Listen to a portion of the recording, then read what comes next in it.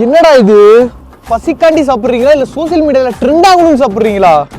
இயற்கையோட சமநிலையே போச்சு. இப்போ நீங்க இந்த பாக்குற வீடியோ மதுரையில் எடுக்கிறது. தர்பூசணியையும் மைதாவையும் சேர்க்குறாங்க. இது என்ன காம்பினேஷன்லேயே தெரியல. தர்பூசணி வந்து ஒரு வாட்டர் கண்டென்ட், ஓகேவா? அதை ஹீட் பண்ணும்போது அதில் இருக்கிற வாட்டர் கண்டென்ட் ஃபுல்லாக அப்சர்வ் ஆயிரும், அப்படியே போயிடும். அதை வெறும் சக்கையை சாப்பிட்டு நம்ம என்ன பண்ண போகிறோம்?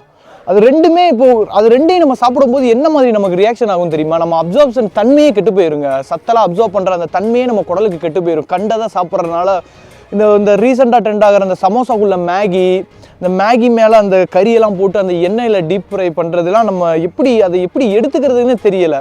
சாப்பிட்றதுக்குன்னு ஒரு விதிமுறை இருக்குது. ஃபஸ்ட்டு கொஞ்சம் ஃபைபர் எடுத்துக்கணும், கொஞ்சம் ப்ரோட்டீன் எடுத்துக்கணும், அதுக்கடுத்து கார்ப் எடுத்துக்கணும். இது என்ன கேட்டகரியில் கொண்டு வரதுன்னு எனக்கு தெரியவில்லை. இதனால நமக்கு எவ்வளோ பெரிய ஆபத்து ஏற்படும். நம்மளோட ஆயுள் காலம்லாம் அப்படியே குறைஞ்சிக்கிட்டே வரும். கடவுளே, தயவு செய்து இந்த ட்ரெண்டுன்ற ஒரு விஷயத்த போய் நீங்கள் தேவையில்லாமல் போய் அதில் போய் விழுந்துடாதீங்க. மற்றவங்க சாப்பிட்றாங்களேன்னு சொல்லிட்டு இந்த நைட்ரஜன் கேஸ், அந்த பிஸ்கட்டு, இதெல்லாம் எதுக்கு? நம்ம பசிக்காண்டி தான் சாப்பிட்றோம், ருசிக்காண்டி சாப்பிடல. எக்ஸாம்பிளுக்கு ஒன்று சொல்லிக்கிறேன். ஆணி டயரில் குத்துனா டயர் பஞ்சர் ஆயிரும். கண்டதுகளையே நம்ம போட்டால் நம்ம வயிறு பஞ்சர் ஆயிரும். இதில் டயர் பஞ்சர் ஆனால் பிளாஸ்டிக்கை போட்டு ஒட்டிக்கலாம். நம்ம வயிறு பஞ்சர் ஆனால் அனுபவத்தில் சொல்கிறேன்.